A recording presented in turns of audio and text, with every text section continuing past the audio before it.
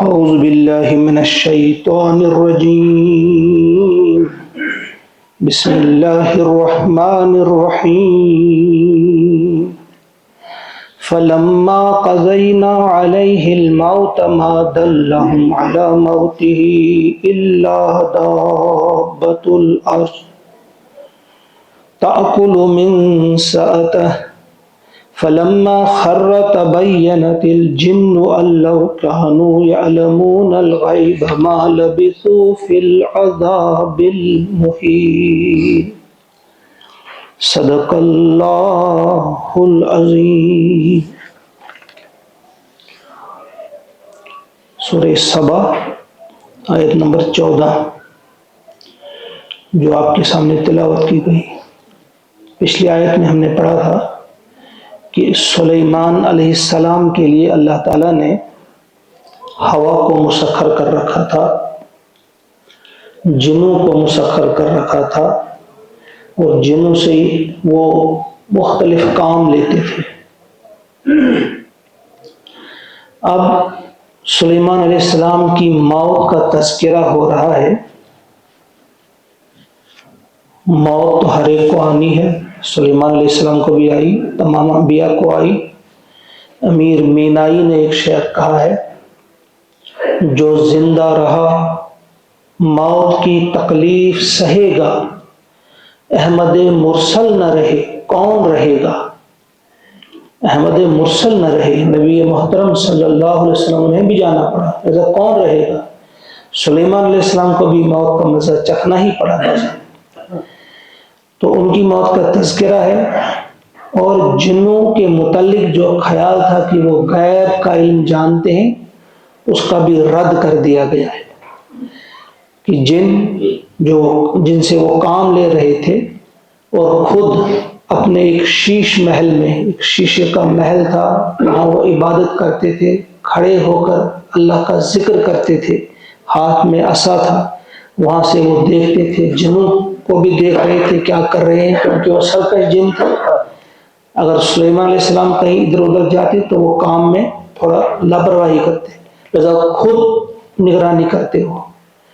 تو پھر نگرانی کرتے ہوئے ہی جب ان کی موت واقع ہو جاتی ہے، جن کام میں لگے ہوئے ہیں انہیں کوئی خبر نہیں.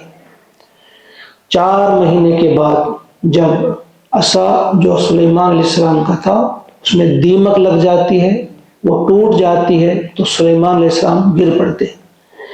کچھ لوگوں نے 1 سال لکھا ہے، کچھ لوگوں نے کچھ دن لکھے ہیں، 4 دن، کچھ لوگوں نے کچھ اور لکھا ہے، لیکن زیادہ تر 4 مہینے کا تذکرہ ہے.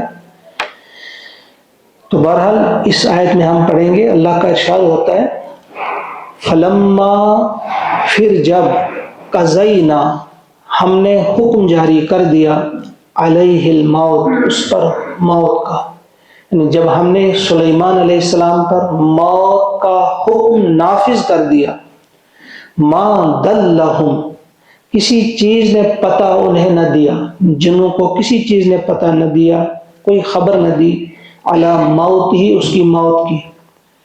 ان کو موت واقع ہو گئی لیکن کسی کو پتہ نہیں چلا، کسی بھی جن کو پتہ نہیں چلا کہ ان کی موت واقع ہوئی ہے. الا، مگر، یعنی کس نے خبر دی ان کو، دابۃ الارض، گھن، شام گھن کہتے ہیں، دیمک کہتے ہیں، زمین کا ایک چھوٹا سا کیڑا، اس نے انہیں خبر دی. تأکل، جو کھا رہا تھا، من سأت، اس کے عصا کو. اس کیڑے نے اس کو خبر دی جو اس عصا کو کھا رہا تھا. جب اس نے کھایا اسے، وہ ٹوٹ گیا، سلیمان علیہ السلام گر پڑے، تب انہیں پتہ چلا. فلما خر، پھر جب، خر، گر پڑے سلیمان علیہ السلام، تبینت، کھل گئی حقیقت، یعنی واضح ہو گئی یہ بات، الجن، جنوں کے سامنے، جنوں کو پتہ چل گیا، ان کی لو کانو، اگر تھے، یعلمون، وہ جانتے، الغیب، غیب، اگر وہ غیب کے جاننے والے ہوتے، ما لبثوا، نہیں رہتے وہ، فی العذاب، عذاب میں، المہین، ذلت والے عذاب، تو اس ذلت والے عذاب میں وہ نہ رہتے. اس کے 2 معنی ہیں. ایک یہ کہ اگر جنوں کو یہ پتہ چلتا پہلے ہی کہ وہ غیب کا علم نہیں جانتے ہیں. اللہ کانو یعلمون الغیب، کہ اگر وہ جانتے ہوتے غیب کا علم تو ما لبثوا فی العذاب المہین، تو ذلت آمیز عذاب میں نہ رہتی. وہ جنوں پر یہ حقیقت کھل گئی کہ ان کے بارے میں جو یہ تھا وہ غیب کا علم جانتے ہیں، انہیں پتہ چلا کہ ہم غیب کا علم نہیں جانتے. تو دوسرا مطلب اس کا مفسرین نے یہ بھی بیان کیا ہے کہ وہ لوگ جو جنوں کے بارے میں جن کا گمان تھا انہیں غیب کا علم ہے، کیونکہ وہ بڑی تیز رفتار مخلوق ہے. ابھی کوئی چیز معلوم کرنا ہوتی سلیمان علیہ السلام کو تو وہ فوراً جنوں کے ذریعے معلوم کرتے، ہزاروں میل دور کیا ہو رہا ہے وہ فوراً آ کر خبر دیتے. تو لوگوں میں یہ بات عام ہو رہی تھی کہ وہ غیب کے جاننے والے ہیں. تو اللہ نے اس بات کو مٹانا تھا، ختم کرنا تھا کہ نہیں، جن جو ہے وہ بھی غیب کا علم نہیں جانتے، انہیں کوئی خبر نہیں غیب کے بارے میں. تو لوگوں پر منکشف ہو گئی یہ حقیقت، لوگ جان گئے اس حقیقت کو. یہ کون سی حقیقت؟ کہ جن جو ہے اللہ کی ایک مخلوق تو ہے لیکن وہ غیب کا علم نہیں رکھتی. لقد کان لسبع، اب ایک اور واقعہ. پہلے دو واقعات داؤد علیہ السلام کا واقعہ اور سلیمان علیہ السلام کا واقعہ بیان کرنے کے بعد، یعنی وہ شکر گزار بندے تھے اللہ کے، بہت کچھ دے رکھا تھا اللہ نے انہیں، لیکن تکبر نہیں آیا، نافرمانی نہیں آئی. گویا مشرکین مکہ سے کہا گیا کہ تمہارے پاس ہے کیا جس پر تم اتراتے ہو؟ ہے کیا تمہارے پاس؟ دیکھو داؤد کے پاس کیا تھا، اس کو کس کس چیز کی میں نے کیا کیا چیزیں عطا کی تھی. سلیمان علیہ السلام کو دیکھو میں نے کیا عطا کیا تھا اسے، کس طرح سے ہوا اس کے حکم سے چلتی تھی، کس طرح سے جن اس کے حکم کی فرما برداری کرتے تھے. تو تمہارے پاس ہے کیا جس پر تم اکڑتے ہو، اینٹتے ہو؟ یہ ان سے بھی کہا گیا، اس وقت ہم سے بھی کہا جاتا ہے. ہم اگر ناشکری کریں گے تو ہے کیا اس قسم کی چیز کہ ہم اللہ کے سامنے اکڑیں گے، اکڑ دکھائیں گے کہ ہم بھی کچھ ہیں، اللہ کے حکم کو ٹکرائیں گے.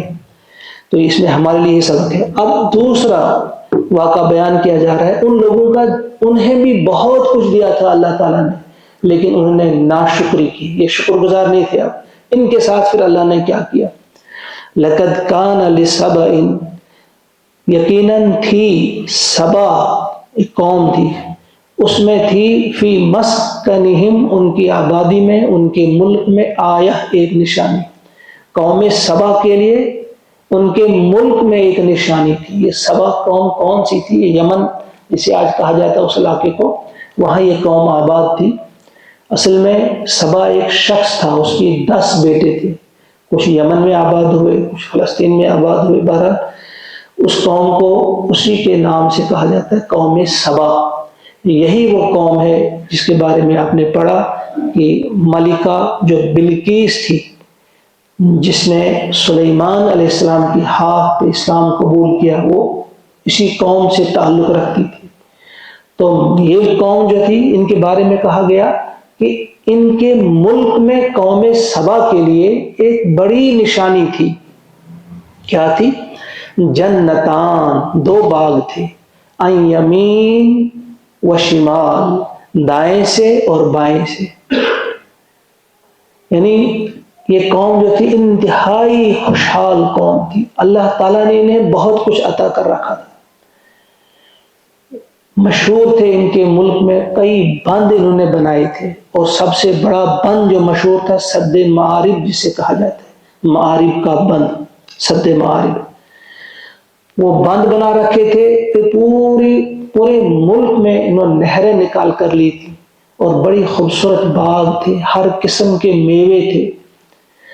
یہ جس باغ، جو 2 باغوں کا ذکر ہے، اس سے مفسرین نے کہا ہے 2 ہی باغ نہیں تھے. اس سے مراد یہ ہے کہ انسان کسی بھی جگہ کھڑا ہوتا، دائیں دیکھتا تو باغ، بائیں دیکھتا تو باغ، یعنی باغ ہی باغ تھے. ہریالی تھی، خوبصورتی تھی، ہر کچھ دے رکھا تھا اللہ تعالیٰ نے، بہت کچھ دے رکھا تھا.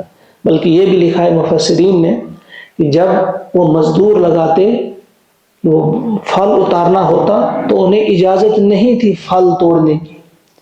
وہ ٹوکری رکھتے تھے سر پہ اور ایک سرے سے دوسرے سرے کی طرف جاتے تو راستے میں ہی خود جو پھل گرتے رہتے تھے پک کر، تو ان کی ٹوکریاں بھر جاتی تھی۔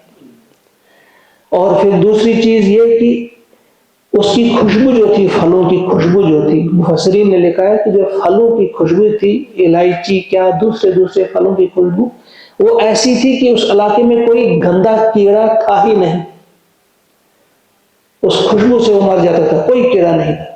حتیٰ کہ یہ بھی لکھا ہے کہ اگر کوئی باہر کا شخص آتا، اگر اس کے سر میں جوئیں ہوتی تو جو ہی وہاں داخل ہو جاتا تو اس خوشبو سے اس کی جوئیں بھی مر جاتی تھی، اور جب ہوا آتی تو پورے ملک میں اس کی جو خوشبو پھیل جاتی تھی، اس سے بھی وہ لطف اندوز ہوتے تھے۔ تو فرمایا ہر چیز ہم نے ان کو دے رکھی تھی، عیش اور آرام کر رہے تھے وہ، تو اس میں ان کے لیے یہ نشانی تھی کہ اب کیا کرنا تھا انہیں۔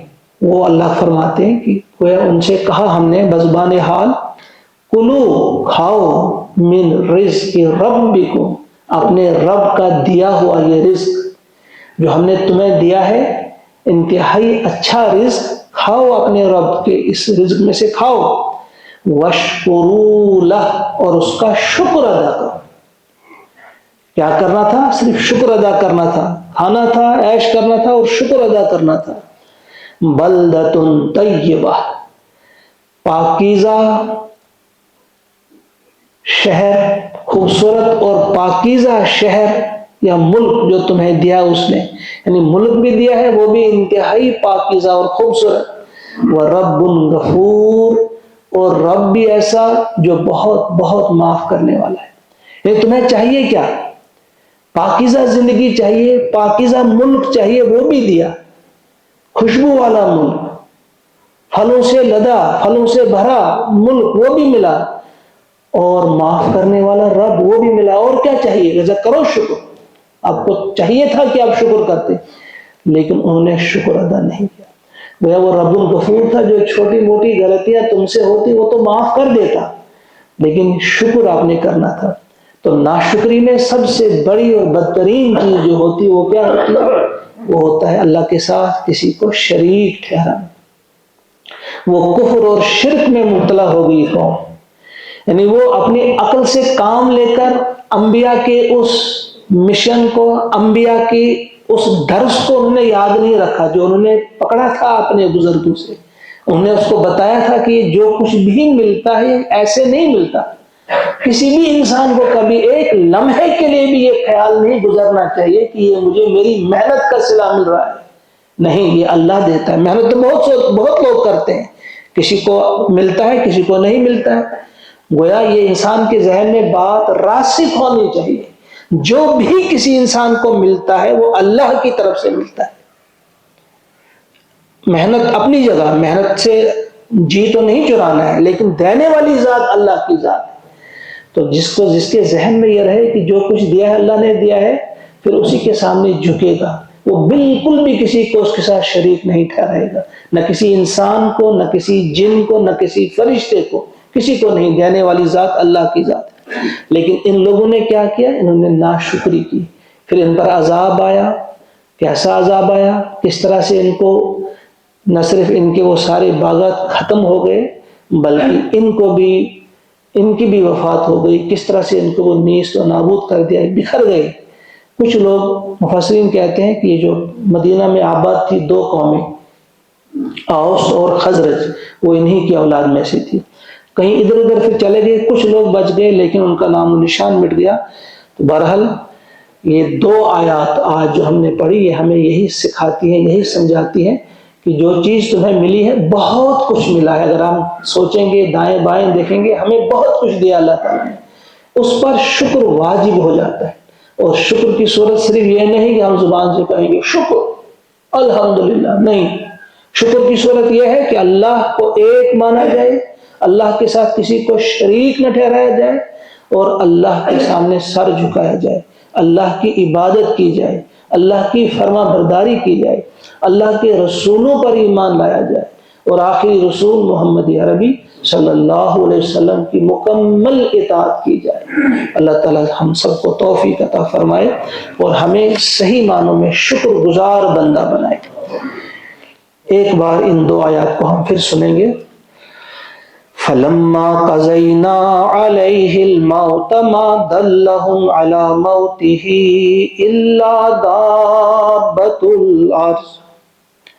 إِلَّا دَابَّةُ الْأَرْضِ تَأْكُلُ مِنْ سَأَتَهُ فَلَمَّا خَرَّ تَبَيَّنَتِ الْجِنُّ أَن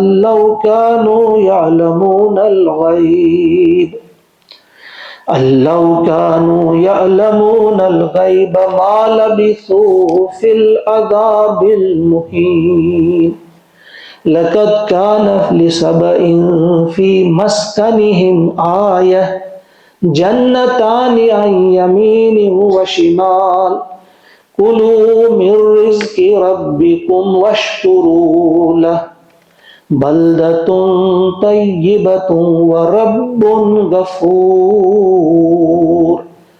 صدق اللہ العظیم۔ اللہم اجعل القرآن ربیع قلوبنا ونور ابصارنا وشفاء صدورنا وذهاب حمومنا وغمومنا ربنا تقبل منا انك انت السميع العليم۔ آمین۔ السلام علیکم۔